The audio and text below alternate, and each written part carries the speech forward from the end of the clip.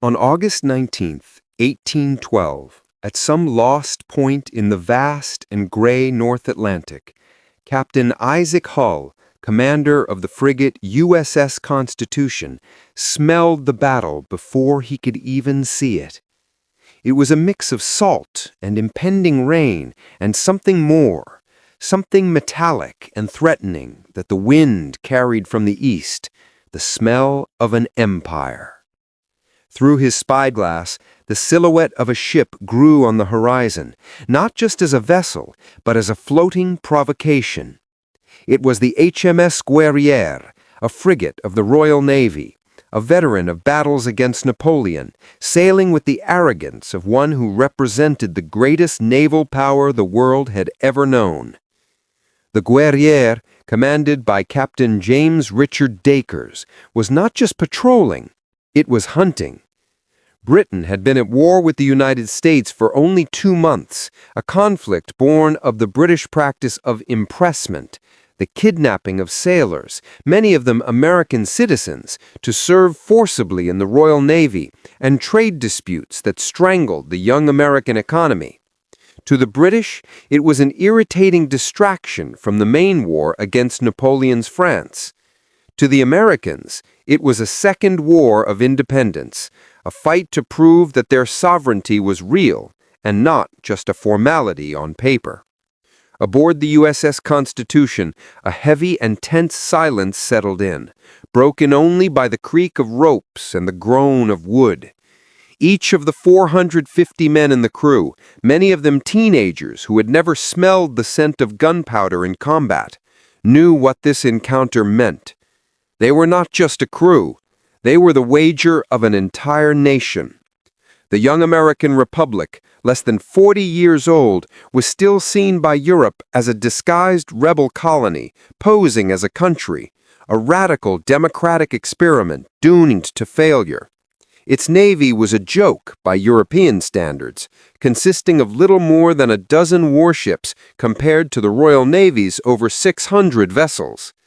The world watched to see if that nation of farmers and merchants could fight like a true power. The shrill sound of the bosun's pipe, a bosun's pipe, cut through the air with a series of notes that meant only one thing: all hands to battle stations. The wet wooden deck trembled under the boots of hundreds of men rushing to their stations. The sound of heavy gunport hatches opening was like the grinding of a wooden giant's teeth awakening. In minutes, 44 bronze and iron cannons pointed seaward, and the acrid smell of black powder stored in flannel cartridges began to mingle with the salt and damp wood. Captain Hull, a 39-year-old man known for his calm and mastery of navigation, gave an order that would test everyone's nerves aboard. Don't fire until I say. The British, following their standard tactic, had already begun firing at long range, about a kilometer away.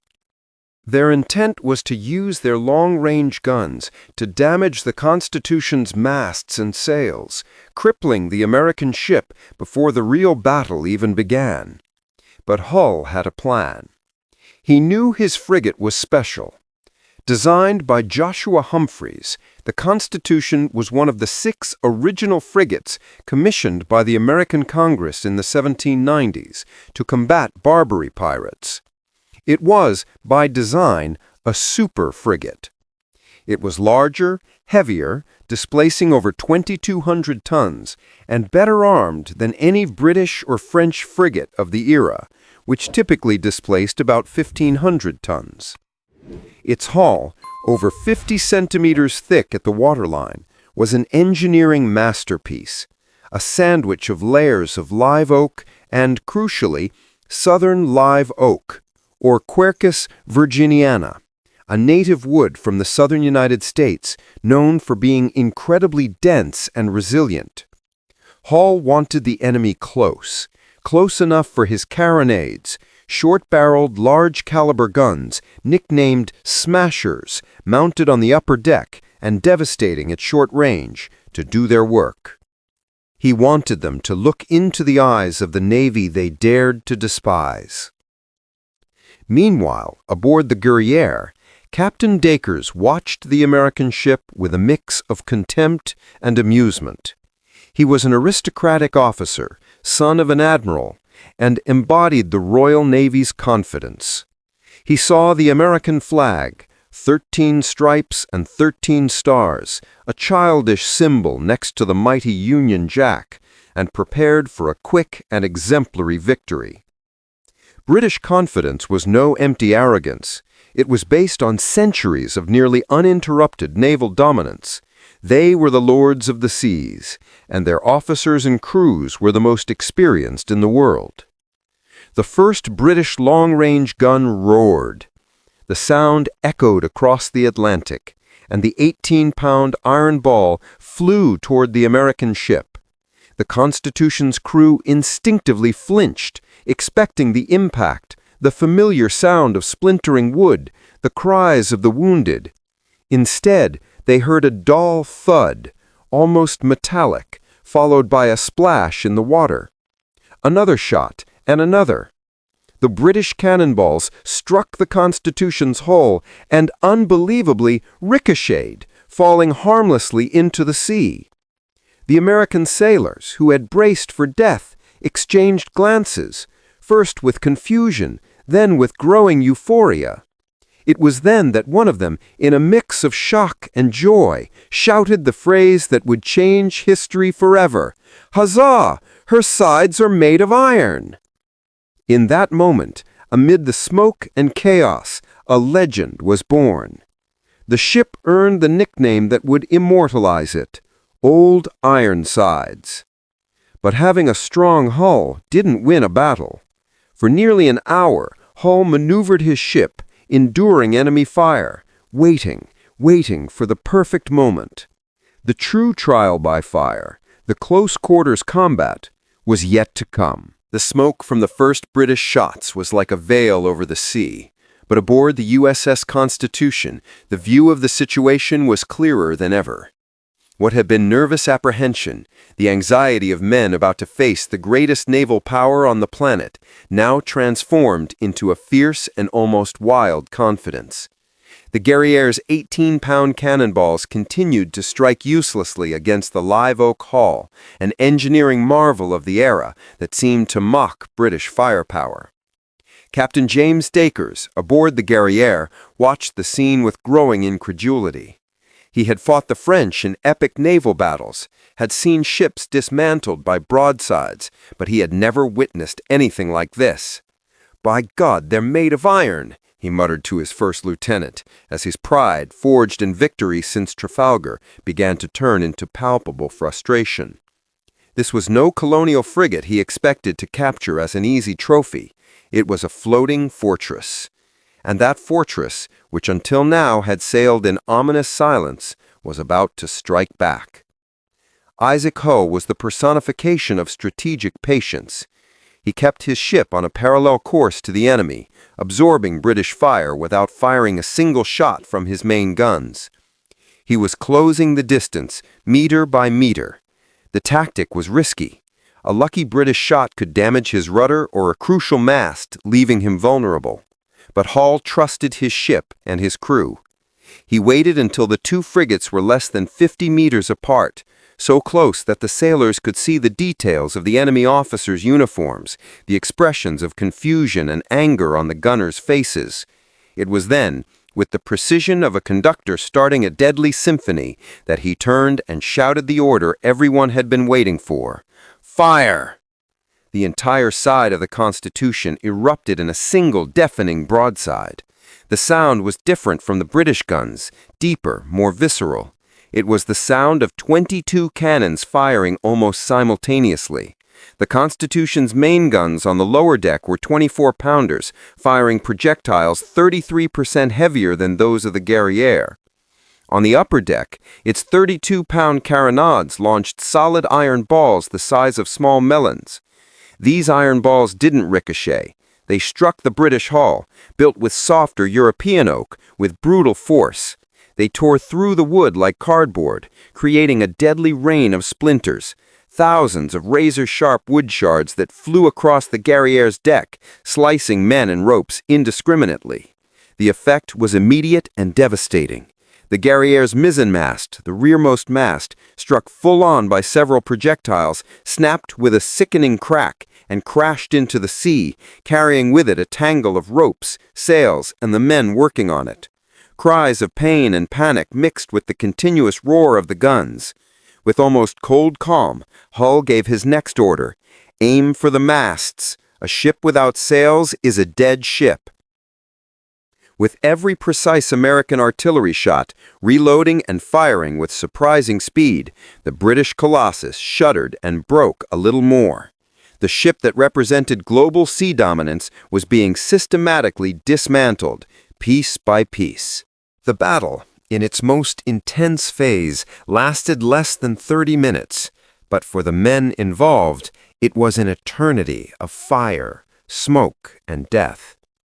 In a desperate maneuver, the Guerriere, already severely damaged and with compromised maneuverability from the loss of the mizzenmast, attempted to close for boarding, the final tactic in a naval fight where men would battle hand to hand.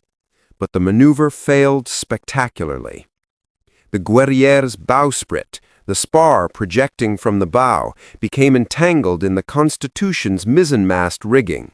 For a moment, the two ships were locked together, and the fight became terrifyingly personal.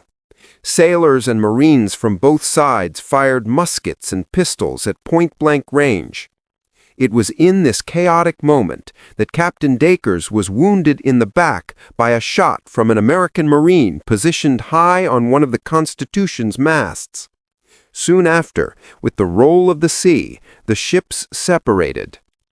The Constitution's final maneuver was to rake the British ship's bow, a devastating tactical position known as crossing the T, allowing it to fire another full broadside along the length of the Guerriere's deck. It was the coup de grace. The Guerriere's mainmast and foremast, already weakened, fell one after the other. The British ship was now little more than an unsteerable hulk, mastless, spinning helplessly at the waves' mercy. The Royal British ensign, the Union Jack, which had fluttered so proudly before, was torn and blackened, dangling over the wreckage. Then the sound of battle ceased. A dense, heavy silence fell over the ocean, broken only by the groan of dying wood and the cries of the wounded. Aboard the USS Constitution, no one celebrated immediately. There was only the sound of ragged breathing, faces smudged with powder, and the incredulous gazes of men who had just done the impossible. They had challenged the lion and left it not just wounded, but completely toothless and clawless. When the smoke of battle finally cleared, carried away by the Atlantic breeze, the scene that revealed itself was something no American sailor, no matter how old or experienced, would ever forget. The HMS Guerriere, once a proud and fearsome frigate of the Royal Navy, was now a floating ruin, a mutilated carcass rocking helplessly on the waves. Its masts, which had once risen over 60 meters high, sketching a powerful silhouette against the sky, lay broken and tangled in the sea, like the bones of a giant skeleton. Shreds of torn sails floated among splintered planks and the bodies of sailors who hadn't been as fortunate as their comrades. Aboard the USS Constitution, the smell of gunpowder and sweat began to give way to a solemn quietude. The battle was over. The cannons were silent. Captain Isaac Hull, observing the destruction through his spyglass, lowered it slowly. There was no triumph on his face, only the weight of responsibility and history. He turned to his first lieutenant, Charles Morris, who had also been wounded in the fight, and gave the order that would define the character of that young American Navy, an order that would echo as loudly as the victory. Prepare the boats, bring the survivors aboard. In that brutal era of naval warfare, such a gesture was not guaranteed. Often, a defeated enemy was simply left to its fate, to sink with its ship or die of exposure. But Hull knew America needed to win not just battles, but the world's respect. The victory would be sealed with honor. The Constitution's boats were lowered into the water and rowed toward the wreckage. The contrast between the two ships was almost symbolic. On one side, the Constitution, which had suffered only 7 dead and 7 wounded, with minor damage to its sails and rigging, its American flag still fluttering proudly. On the other, the Guerriere, a shattered hull, taking on water rapidly, with 23 dead and 56 wounded, nearly a third of its crew out of action. When the first exhausted, wounded British sailors, covered in soot and blood, were hoisted aboard the American ship, they were met not with insults or taunts, but with water, food, and the care of the Constitution's surgeon, Dr. Amos Evans. Among the rescued was Captain James Dacres himself.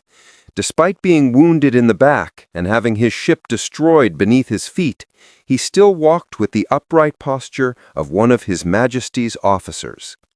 He climbed to the Constitution's deck, found Captain Hull, and, following the naval code of honor that transcended nationalities, offered his sword as a formal token of surrender.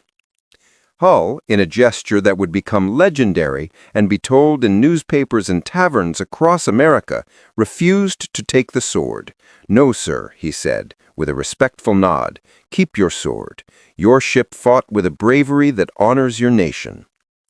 Dacres, visibly moved by the gesture and still in shock at the American ship's deadly efficiency, looked at the intact hull of the Constitution and then over his shoulder at the remains of his own frigate.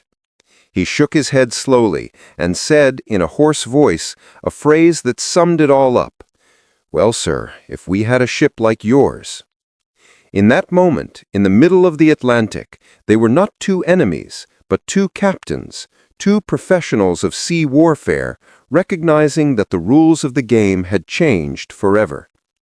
The American design's technological superiority, combined with the skill and courage of the crew, had proven itself incontestably. As surgeons from both ships worked side by side in the Constitution's lower deck to treat the wounded, the American sailors began to process the magnitude of what they had accomplished. They hadn't just defeated an enemy ship, they had defeated the idea of British invincibility. Every cannonball that ricocheted off their hull, every enemy mast they toppled, was a blow to the myth that Britain was the uncontested owner of the oceans.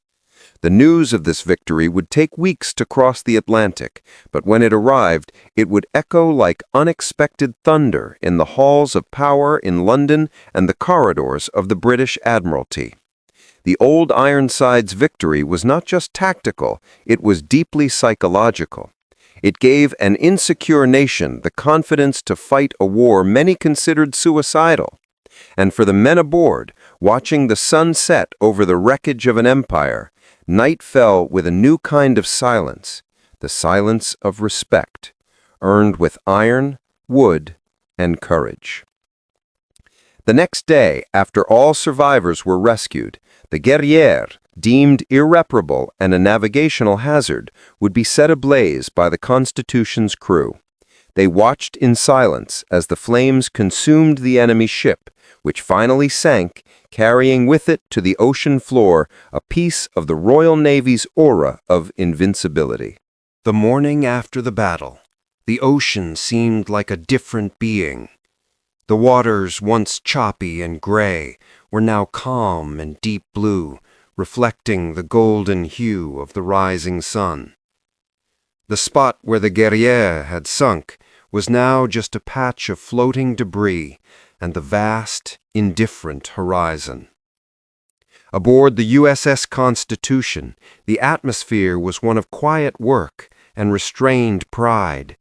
The crew, exhausted but energized by the victory, moved with a new purpose. They repaired rigging, patched holes in sails, and cleaned the decks of battle grime. But their eyes always returned to the most precious artifacts they had collected: the British cannonballs, deformed and dented, scattered across the deck. The sailors picked them up, feeling the weight of the metal in their hands. They were more than souvenirs. They were relics, physical and tangible proof that they had faced the world's most powerful empire and made it recoil. A young gunner, a farm boy who might never have seen the sea before enlisting, held one of these iron spheres and looked at his comrades and said with newfound certainty, "They laughed at our flag. I doubt they'll laugh again."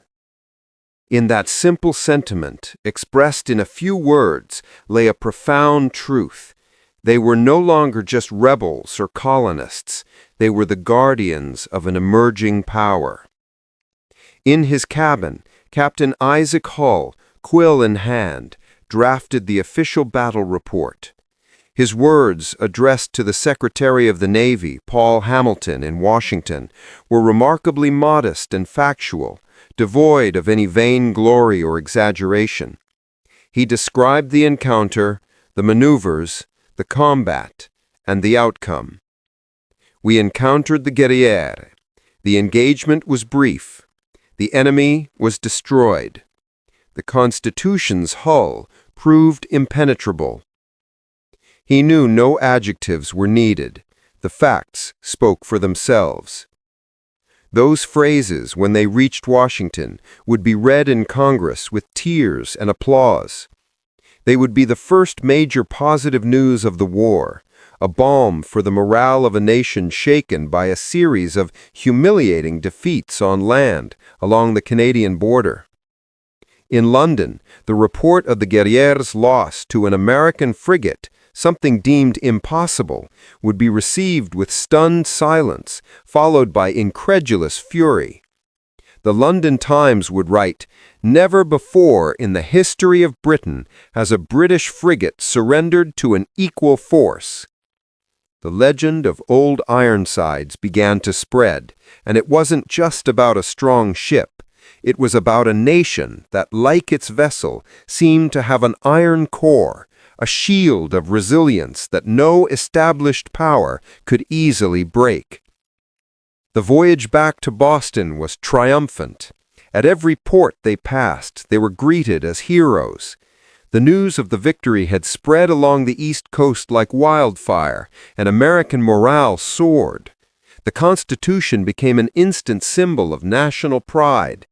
Newspapers printed poems, like the famous Old Ironsides by Oliver Holmes, which decades later would save the ship from scrapping. Songs were composed, and children across the nation played at recreating the battle. The ship had captured the popular imagination in a way no politician or general had achieved. It was tangible proof that the United States could indeed face Britain and win. When the ship finally docked in Boston, a crowd of thousands awaited them at the harbor, cheering Hull and his crew as the saviors of the Republic. That night, already near the American coast, Captain Hull climbed to the deck. The wind blew cold, carrying the scent of land and home. He looked to the horizon, where the lights of Boston twinkled like fallen stars. He thought of the men who fought, the wood that protected them, and the future they had helped secure.